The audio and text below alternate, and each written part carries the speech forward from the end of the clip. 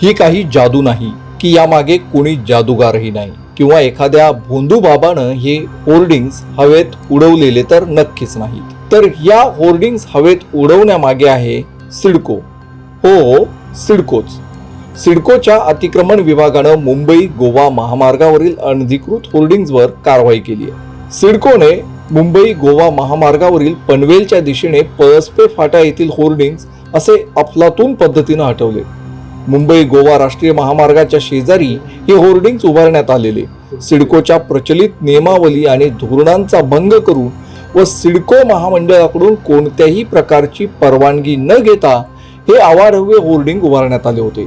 सिडकोच्या अतिक्रमण हटाव विभागाकडून आज या जाहिरात फलकांवर कारवाई करण्यात आली। यावेळी सिडकोचे मुख्य दक्षता अधिकारी तथा पोलीस उपमहानिरीक्षक सुरेश मेंगडे, सिडकोच्या नैना प्रकल्पाचे मुख्य नियंत्रक प्रशांत भांगरे यांच्या देखरेखीत ही कारवाई करण्यात आली।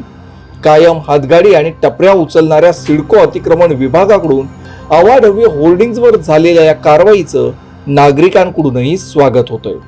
माय महानगर लाईव्ह साठी पनवेलहून ज्ञानेश्वर जाधवसह ब्युरो रिपोर्ट। अशाच माहितीपूर्ण बातम्या आणि व्हिडिओसाठी माय महानगर लाईव्हला सबस्क्राईब नक्कीच करा।